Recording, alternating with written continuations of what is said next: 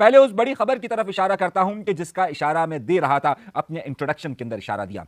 और वो बहुत बड़ी खबर यह है कि आखिर 26 और 27 तारीख के दरमियान ही क्यों उस इंडिया ने पाकिस्तान की तरफ पानी छोड़ा है। उसने सिंध-तास मुआहदे की पासदारी ना करते हुए वजारत खारजा को इन्फॉर्म किया और यकदम पानी आ गया। यह एक बड़ी गहरी साजिश है। इस साजिश में इमरान खान और हुकूमतों का भी क्या कोई किरदार मौजूद है या नहीं है, वो कौन से बड़े नाम मौजूद हैं, यह बात आपको जानना बहुत जरूरी है। लेकिन सबसे पहले यह बात देखिए कि 26 और 27 तारीख की दरमियानी शाम इसीलिए पानी छोड़ने का ऐलान किया गया क्योंकि 27 तारीख वो दिन है कि जब अमेरिका ने इंडिया पर वो बम गिराया है जिसकी वजह से तहस नहस हो गया है। जी जनाबे वाला, 27 तारीख वो तारीख थी, वो तारीख है कि जब अमेरिका की तरफ से इंडिया की मसनूआत पर 50% टैक्स लगाया जा चुका है, जिसके बाद इंडिया की तमाम बड़ी मार्केट्स बंद हो चुकी हैं और करीबन इंडिया को 25 अरब डॉलर का यकदम सिर्फ इस महीने के अंदर नुकसान हुआ है। और जो माल उसका क्रिसमस के लिए और दीगर जगहों के लिए जाना था, तमाम का तमाम बंद हो चुका है। इंडिया ने जानबूझ के 26 और 27 तारीख के दरमियान शब इसलिए रखी क्योंकि 27 तारीख को जब अमेरिका उसके ऊपर वो बम लागू कर रहा है तो उसने पाकिस्तान से इंतकाम लेने के लिए, क्योंकि पाकिस्तान ही वो मुल्क है कि जिसकी वजह से इंडिया का सर झुक गया है, ये गुरूर झुका है, और उसने 27 तारीख इसीलिए रखी पानी छोड़ने की कि उसकी वजह से वो वहां पर भी अपना बदला ले सके, अपने लोगों को इस बात के लिए बता सके कि देखिए हमने जंग तो हम हार चुके, लेकिन हमारे पास जो पानी का बम है वो हम छोड़ रहे हैं और हम जीत गए। जबकि उसी दिन वो क्योंकि बहुत बड़ी हार की तरफ बढ़ रहा था और अमेरिका ने 50% उस पर टैक्स आयद कर दिया। सिर्फ एक एस्टिमेशन के मुताबिक सिर्फ अगस्त सितंबर में उसे 25 अरब डॉलर उसके डूब चुके हैं, अभी से ही अगस्त के महीने में डूब चुके हैं और आगे सितंबर, अक्टूबर, नवंबर, दिसंबर ना जाने कब तक वो डूबता रहेगा। तो दरअकीकत इंडिया ने एक वार किया है और 27 तारीख के ही वार किया है ताकि वहां पर जब इंडिया के अंदर शोर मच रहा हो तो वो अपने लोगों को बता सके देखिए हमने पाकिस्तान पर हमला कर दिया। इस वक्त इंडिया के तमाम टीवी चैनल इंडिया की इस जारहियत को अपनी फतह करार दे रहे हैं, लोगों के नुकसान को और माली नुकसान को इस तरीके से बयान कर रहे हैं कि देखो हमने क्या कर दिया, लेकिन वो अपनी शिकस्त को छुपा नहीं सकते, यही हकीकत है। मगर इस शिकस्त के पीछे कुछ बड़े बड़े लोग आबाद हैं। मैंने आपसे हमेशा कहा कि कुदरती रास्ते होते हैं दरियाओं के, नदियों के, नालों के, बरसाती पानी के, उसे तहस नहस कर दिया गया हमारे यहां सोसाइटीज और माफिया बनाने वालों ने। कराची में भी यही हुआ। आता हूं कराची की सियासत पर और बहुत बड़ी आपको खबर देने वाला हूं, लेकिन जरा ये देखिए पार्क व्यू के फुटेज आपको मैं दिखा रहा हूं। ये अलीम खान की सोसाइटी है। कौन अलीम खान? वो अलीम खान जो कि इस वक्त वफाकी वजीर है। हम नहीं झिझकते किसी से बात करते हुए, हम आंखों में आंखें मिलाकर बात करने वाले लोग हैं। और ये अलीम खान वही अलीम खान है कि जो एक जमाने में तहरीक इंसाफ के साथ शामिल होता था और इसको उस वक्त इमरान खान ने ये रावी के पास ये जगह दी थी। इसका सबूत मैं आपको देता हूं, आइए सुनिए। इमरान खान इसी जगह पर जहां पर ये डूबा है, ये जब उसने अलीम खान और बड़े बिल्डरों को दी थी तो इमरान खान ने क्या कहा था। रावी का दरिया है, वो बिल्कुल सुकड़ता जा रहा है और वो बन जाएगा एक सिर्फ सूरज का नाला। इमरान खान कह रहा है रावी तो खुश्क हो गया, अब यहां आबादियां बनाओ, जो पानी आना है वो तो आएगा ही आएगा, जो सिलसिला चलना है वो तो चलेगा ही चलेगा। इसमें सब लोग मुलव्विस हैं। अब वही अलीम खान इस वक्त मुस्लिम लीग नून के बड़े साथी बन गए, वफाकी वजीर बन गए, तो उनकी सोसाइटी को कौन कर सकता है। एक तरफ इंडिया की जाहिरियत है, दूसरी तरफ इन ताकतवर माफियाज का जो हर हुकूमत का हिस्सा होते हैं। एक टीवी चैनल का मालिक भी तो है ना ये समा टीवी का, तो समा टीवी दिखाए ना अपने मालिक ने उसने क्या किया है, नहीं बताएगा।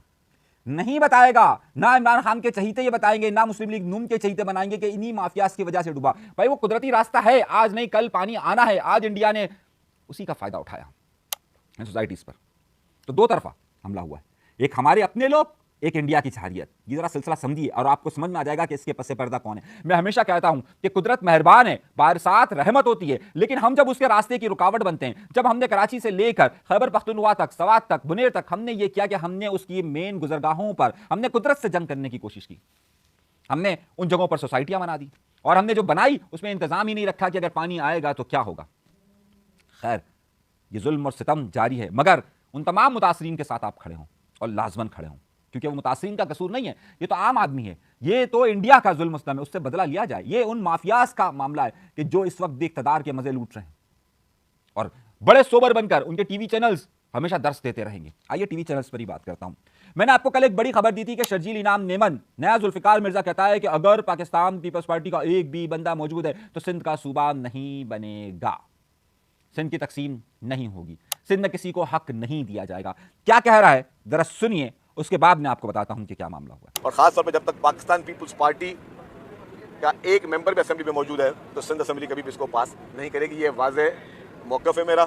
अब आइए बड़ी खबर की तरफ, और बड़ी खबर यह कि मैंने आपसे कहा था और मेरे ही कहने के मुताबिक मैं कह रहा था कोई बड़ा टीवी चैनल इस वक्त सिंध हुकूमत के बारे में नहीं बता रहा है क्योंकि उन सबको इश्तिहारात मिल रहे हैं। अब एक टीवी चैनल ने हिम्मत कर ली। जब उस टीवी चैनल ने हिम्मत की तो अब शर्जील इनाम नेमन कहता है ये तो एक पार्टी का तर्जुमान बना हुआ है। कौन सी पार्टी का? जो हक और सच दिखाए वो पार्टी का। क्या कह रहा है शर्जील इनाम नेमन उस चैनल पर? दर हकीकत वो उस चैनल को नहीं कह रहा था, वो हमें कह रहा था।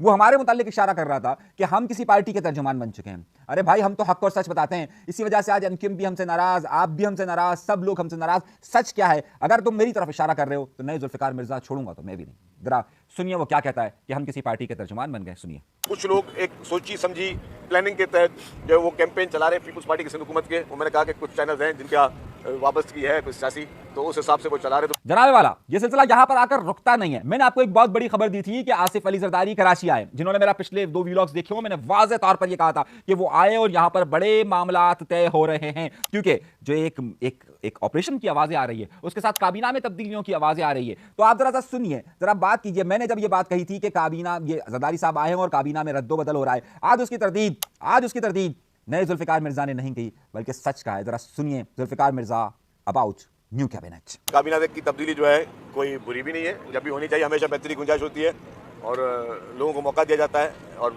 ऑप्शन चेंज किए जाते हैं, उसमें कोई बुरी बात नहीं, जब भी होनी होगी। अगली खबर आई है। अभी इसकी बहुत सारी खबरें मेरे पास बाकी है। ये नए सूबे बनाने पर ये कह रहा है कि जनाब ये लिसानियत को फरोग दे रहे हैं। चलिए बाद में इस पर बात करेंगे, लेकिन अभी आइए बड़ी खबर की तरफ। और बड़ी खबर यह है कि सईद गनी साहब के भाई को गिरफ्तार किया गया। गिरफ्तारी उनकी होती है 24 और 25 तारीख के दरमियानी शब को। 25 को उनको एटीसी में पेश किया जाता है, इंसदाद दहशतगर्दी की अदालत में पेश किया जाता है। वहां उनका कोई वकील सईद गनी की तरफ से पेश नहीं होता है और फिर मामला यह होता है कि उनका 2 रोजा रिमांड आ जाता है। जब आप ये प्रोग्राम देख रहे होंगे तो बस समझिए कि अब उसे अदालत में पेश किया जाने वाला है। तो खबर क्या है मेरे पास?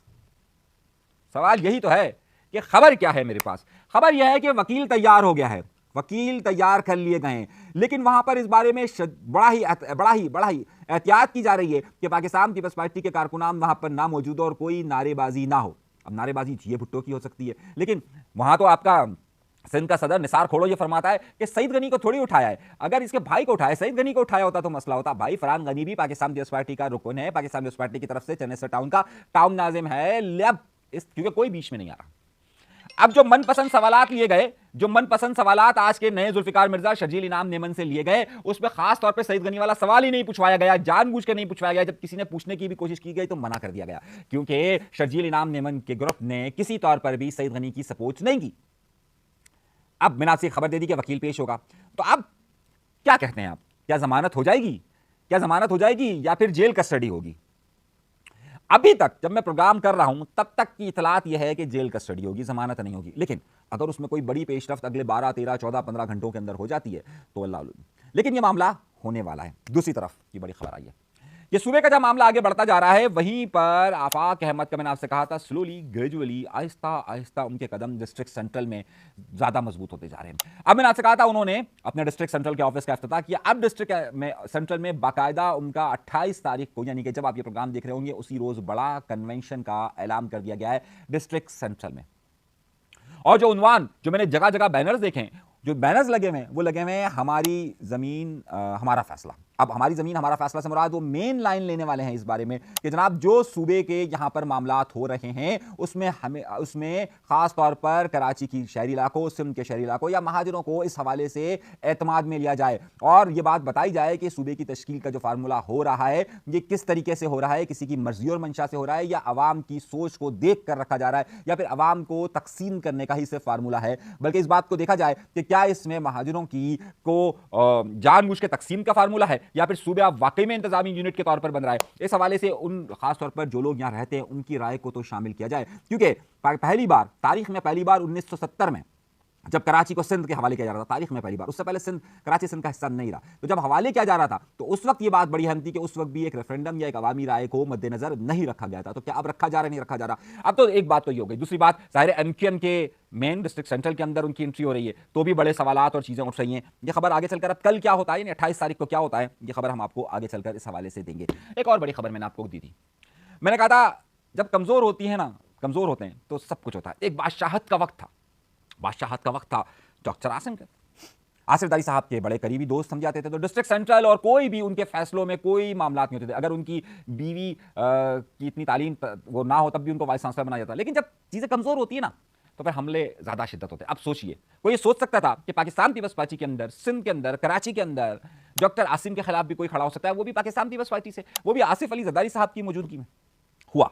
और हुआ ये कि मैंने कल आपको ये खबर दी थी कि जनाबे वाला, ये जिस इमदाद जोखियों की बात की जा रही है जो जनरल सेक्रेटरी है, इसके अलावा जाम बाजार जामों का इलाका मलीर, आपको याद है बादशाह लोग हैं भाई वहां, जामों का इलाका। अब जब वहां पर एक यूनिवर्सिटी, ज़ियाउद्दीन यूनिवर्सिटी क्या एक कैंपस की बातें हुई डॉक्टर आसिम की, तो वहां पर बाकायदा एहतजाज हुए। और अब मेरी इतलात है कि बाकायदा एक वहां पर एक इजलास हुआ, उसके अंदर एक सूबाई वजीर खातून, मुशीर है खातून या मेंबर है सूबाई असेंबली की, वो भी शामिल थी। वहां के 2 MNAs हैं, जिसमें से एक ज़ाहिर आगा रफ़ी इस वक्त मुल्क से बाहर है, और सबसे बड़ा नाम जाम हकीम बलोच ऑस्ट्रेलिया के अंदर मौजूद हैं। तो हकीम बलोच, आगा रफ़ी, ये 2 बड़े नाम वहां पर मलीर के इस वक्त मुल्क के अंदर मौजूद नहीं, लेकिन कहा जा रहा है कि उनका मुकम्मल आशीर्वाद है। तो क्या